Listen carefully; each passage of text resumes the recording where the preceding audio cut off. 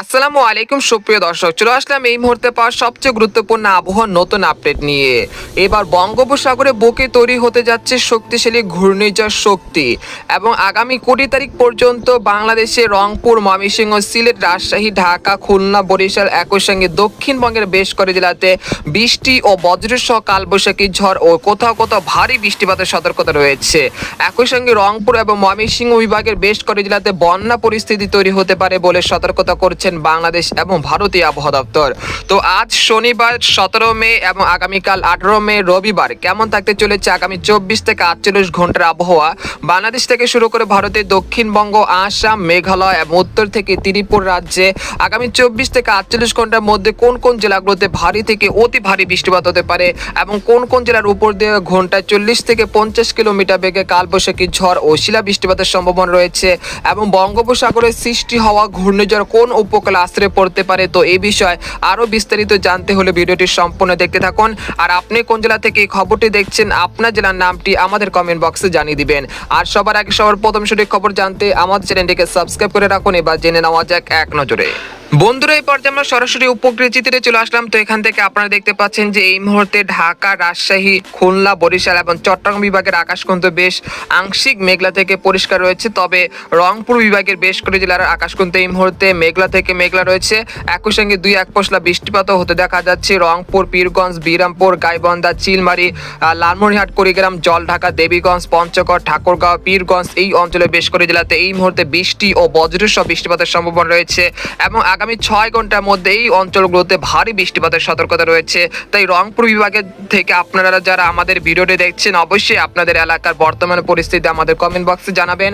এছাড়া দেখা যাচ্ছে যে আজ দিনের অধিকাংশ সময় সরিষাবাড়ি, জামালপুর, ফুলপুর, শেরপুর, ময়মনসিংহ, ত্রিশাল, তারপর হচ্ছে নেত্রকোনা এই অঞ্চলেও কিন্তু বৃষ্টি ও বজ্রসহ বৃষ্টিপাতের সম্ভাবনা রয়েছে, যেটা দফায় দফায় হতে পারে এবং সিলেট বিভাগের বেশ কয়েকটি জেলাতে আজ কিন্তু বৃষ্টি ও বজ্রসহ বৃষ্টিপাতের সম্ভাবনা রয়েছে। এই মুহূর্তে দেখা যাচ্ছে যে হাবিবগঞ্জ, মৌলভীবাজার, বালাগঞ্জ, কোলাউড়া, বারলেখা, সিলেট, জয়ন্তাপুর, কানাইঘাট, তারপর হচ্ছে ইটনা এই অঞ্চলের আকাশ কিন্তু আংশিক মেঘলা থেকে মেঘলা রয়েছে। একই সঙ্গে দুপুর 12টা থেকে সন্ধ্যা 6টার মধ্যে বৃষ্টি ও বজ্রসহ বৃষ্টিপাতের সম্ভাবনা রয়েছে।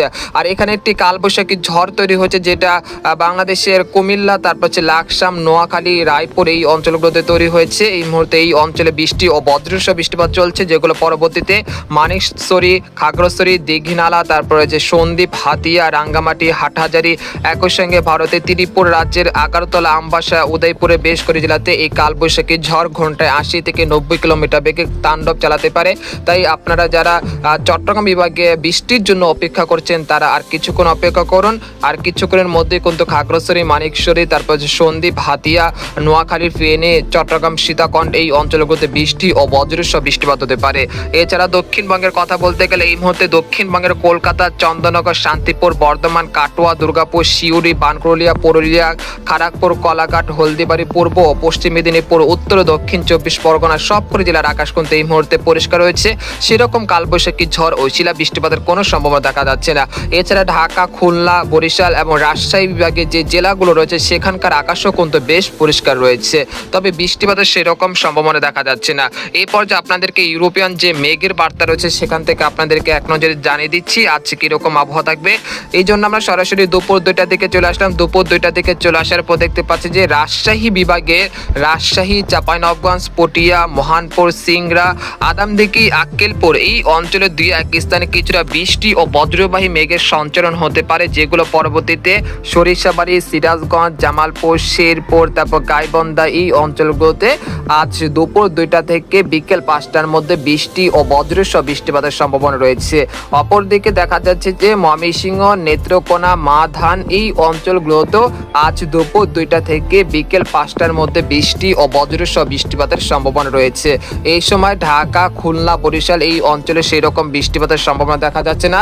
তবে মহেশখালী, টেকনাফ, কক্সবাজার, কুতুবদিয়া এই অঞ্চলগুলোতে বৃষ্টি ও বজ্রসহ বৃষ্টিপাতের সম্ভাবনা রয়েছে দুপুর 2টা থেকে বিকেল 5টার মধ্যে এবং দক্ষিণবঙ্গের কলকাতা সংলগ্ন যে জেলাগুলো রয়েছে সেখানেও সেরকম বৃষ্টিপাতের সম্ভাবনা দেখা যাচ্ছে। আসছে না দুপুর 2টার দিকে।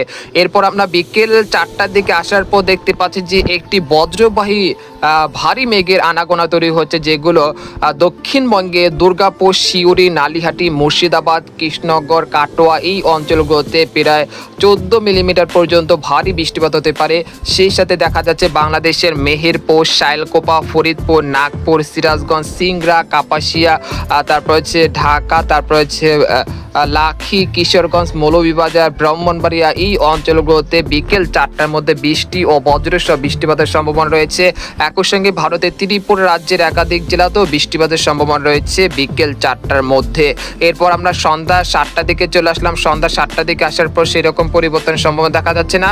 এরপর রাত 8টার দিকে চলে আসার পর দেখতে পাচ্ছি যে ঢাকা বিভাগে রাজধানী ঢাকা, ফরিদপুর, দোহার, মুকতাদপুর, শিবচর, মুন্সিগঞ্জ, নারায়ণগঞ্জ, নরসিংদী, কাপাসিয়া, কটিয়াদি, বাণীস্থলী, নাগপুর, তারপর হচ্ছে শিবহলয়, তারপর হচ্ছে ধামরাই, তারপর দোহার এই অঞ্চলে বেশ কয়েকটি জেলাতে বৃষ্টি ও বজ্রসহ বৃষ্টিপাতের সম্ভাবনা রয়েছে রাত 8টার দিকে। সেই সাথে দেখা যাচ্ছে যশোর, নড়াইল, শাইলকোপা, মেহেরপুর, লোহাগাড়া, খুলনা, সাতক্ষীরা এই অঞ্চলগুলোতেও বৃষ্টি ও বজ্রসহ বৃষ্টিপাতের সম্ভাবনা রয়েছে 17 মে রাত 8টার দিকে। এরপর দেখা যাচ্ছে সিলেট বিভাগের কিন্তু মুষলধারে বৃষ্টিপাতের সম্ভাবনা রয়েছে রাত 8টার দিকে। জৈন্তাপুর, সিলেট, সাতক, তারপর হচ্ছে জগন্নাথপুর, বালাগঞ্জ, বাল্লাখা, কুলাউড়া, মৌলভীবাজার, হাবিবগঞ্জ, তারপর হচ্ছে সুনামগঞ্জ এই অঞ্চলগুলোতে বৃষ্টি ও বজ্রসহ ভারী বৃষ্টিপাতের সম্ভাবনা রয়েছে রাত 8টার দিকে। এরপর আমরা রাত 10টার দিকে চলে আসার পর দেখতে পাচ্ছি যে দেশের দক্ষিণাঞ্চল এবং মধ্যাঞ্চলে যে বৃষ্টিপাতের প্রবণতা ছিল সেটা কিন্তু কমে আসতে শুরু করেছে। একই সঙ্গে দক্ষিণবঙ্গের আবহাওয়া পরিস্থিতি কিন্তু স্বাভাবিক রয়েছে। তবে উত্তর অঞ্চল অর্থাৎ উত্তর অঞ্চলের রংপুর, ময়মনসিংহ, সিলেট এই 3টি বিভাগে কিন্তু আবার রাত 10টা থেকে সকাল 10টার মধ্যে আবার বৃষ্টি ও বজ্রসহ দফায় দফায় কালবৈশাখী ঝড় ও শিলা বৃষ্টিপাতের সম্ভাবনা রয়েছে 17 মে রাত 10টা থেকে 18 মে সকাল 10টা পর্যন্ত। এই 3টি বিভাগ বিশেষ করে রংপুর, ময়মনসিংহ, সিলেট এই বিভাগের বেশ কয়েকটি জেলাতে দফায় দফায় কালবৈশাখী ঝড় ও শিলাবৃষ্টি ও ভারী বৃষ্টিপাতের সতর্কতা রয়েছে। এতে করে রংপুর এবং সিলেট বিভাগের বেশ কয়েকটি অঞ্চলের নদ নদীর পানি বৃদ্ধি পেতে পারে, একই সঙ্গে লোকালয়ে পানিও ঢুকতে পারে। সেই জন্য একটি সাময়িক বন্যা পরিস্থিতির সৃষ্টি হতে পারে রংপুর এবং সিলেট বিভাগের বেশ কয়েকটি অঞ্চলে। তো সেই সাথে দেখা যাচ্ছে আলিপুরদুয়ার, কোচবিহার, জলপাইগুড়ি, শিলিগুড়ি এই অঞ্চলগুলোতেও আজ রাতের মধ্যে বৃষ্টি ও ভারী বৃষ্টিপাত হতে পারে এবং পঞ্চগড়, ঠাকুরগাঁও, রংপুর, কুড়িগ্রাম, গাইবান্ধা, চিলমারি এই অঞ্চলগুলোতেও ভারী থেকে অতি ভারী বৃষ্টিপাতের সতর্কতা রয়েছে। সেই সাথে সিলেট বিভাগের সুনামগঞ্জ, নেত্রকোনা, মাধান, মৌলভীবাজার এই অঞ্চলগুলোতে বৃষ্টি ও বজ্রসহ ভারী বৃষ্টিপাত হতে পারে। এরপর আমরা 18 মে চলে আসলাম। 18 মে সকাল 6টার দিকে চলে আসার পর দেখতে পাচ্ছি রংপুর, ময়মনসিংহ, সিলেট এই 3টি বিভাগে বৃষ্টি ও বজ্রসহ ভারী বৃষ্টিপাত হতে পারে। এরপর আবার 18 মে দুপুর 2টা থেকে চলে আসার পর দেখতে পাচ্ছি যে দেশের 8 বিভাগের 64 জেলায় কিন্তু বৃষ্টি ও বজ্রসহ বৃষ্টিপাতের প্রবণতা বৃদ্ধি পেতে শুরু করেছে 18 মে দুপুর 2টা থেকে সন্ধ্যা 6টার মধ্যে। এরপর দক্ষিণবঙ্গে দেখতে পাচ্ছি ধানবাদ, তারপর জামশেদপুরের বেশ কয়েকটি জেলাতে 18 মে রবিবার বৃষ্টি ও বজ্রসহ বৃষ্টিপাতের সম্ভাবনা রয়েছে। এবং বিকাল 5টার দিকে চলে আসার পর দেখতে পাচ্ছি যে শান্তিপুর, বর্ধমান, আরামবাগ, চন্দননগর এই অঞ্চলগুলোতে বৃষ্টি ও বজ্রসহ ভারী বৃষ্টিপাতের সতর্কতা রয়েছে। তো এই পর্যায়ে জানিয়ে দেবো আগামী 72 ঘন্টায় কোন কোন জেলাগুলোতে সর্বোচ্চ বৃষ্টিপাত হবে। এই জন্য আমরা সরাসরি আগামী 3 দিনে যে পূর্বাভাস রয়েছে সেখানে চলে আসলাম। তো আপনারা দেখতে পাচ্ছেন যে আগামী 72 ঘন্টার মধ্যে মেহেরপুর, শাইলকোপা, যশোর, লোহাগাড়া, তারপর হচ্ছে খুলনা, সাতক্ষীরা, নড়াইল, তারপর হচ্ছে মাগুরা এই অঞ্চলগুলোতে প্রায় 30 থেকে 40 মিলিমিটার পর্যন্ত বৃষ্টি ও হালকা মাঝারি বৃষ্টিপাতের সম্ভাবনা রয়েছে।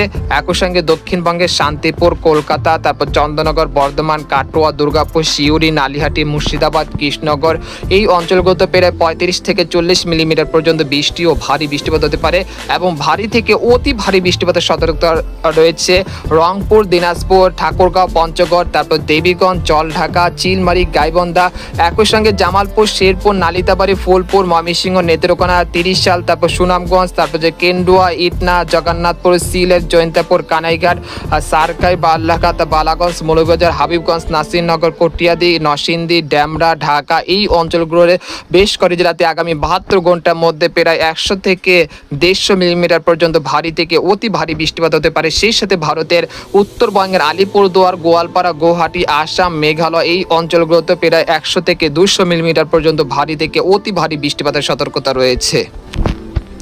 এর পরবর্তী 5 দিনে দেখা যাচ্ছে রংপুর, ময়মনসিংহ, সিলেট এই 3টি বিভাগে অতি ভারী বৃষ্টিপাতের সতর্কতা রয়েছে। এর ফলে রংপুর এবং সিলেট বিভাগের বেশ কয়েকটি অঞ্চলে আগামী 25শে মে এর মধ্যে বন্যা পরিস্থিতির সৃষ্টি হতে পারে। তাই আপনারা যারা এখনো প্রস্তুতি নেননি তারা অবশ্যই প্রস্তুতি নিয়ে রাখবেন, না হলে কিন্তু ব্যাপক ক্ষয়ক্ষতির আশঙ্কা রয়েছে। এবং বঙ্গোপসাগরের যে পরিস্থিতি তৈরি হয়েছে এই মুহূর্তে সেটা আপনাদেরকে জানিয়ে দিচ্ছি। তো আপনারা দেখতে পাচ্ছেন যে এই মুহূর্তে বঙ্গোপসাগরে একটি সার্কুলেশন তৈরি হয়েছে, যেটা এখানে তৈরি হয়েছে, তবে এটা সম্ভবত ঘূর্ণিঝড়ের রূপ নেবে না, যেহেতু এখনো অনুকূল পরিবেশ নেই। এরপর আগামী 23 থেকে 24 তারিখ বঙ্গোপসাগর একটি অনুকূল পরিবেশ তৈরি হতে পারে, যেটা ঘূর্ণিঝড়ের জন্য পরিবেশ তৈরি হতে পারে। তো আপনাদেরকে দেখাচ্ছি। আর এর আগে কিন্তু আরব সাগরে একটি ঘূর্ণাবর্তের সৃষ্টি হতে পারে, সেটা ঘূর্ণিঝড়ের রূপ নেবে কিনা এখনো বলা যাচ্ছে না। এরপর 26শে মে বঙ্গোপসাগরের বুকে একটি সার্কুলেশন তৈরি হয়েছে, যেটা আগামী 28 বা 29শে মে এর মধ্যে ঘূর্ণিঝড় শক্তিতে রূপান্তরিত হবে। আবার এটি বাংলাদেশের দক্ষিণাঞ্চল খুলনা, বরিশাল এবং দক্ষিণবঙ্গের বেশ কয়েকটি জেলাতে আগামী 29 বা 30শে মে এর মধ্যে তাণ্ডব চালাতে পারে। তো এই বিষয়ে আরও বিস্তারিত জানিয়ে দেবো সামনের ভিডিওতে। তো আজকের খবর এখানে শেষ করলাম। সবাই ভালো থাকবেন, সুস্থ থাকবেন, আল্লাহ হাফেজ।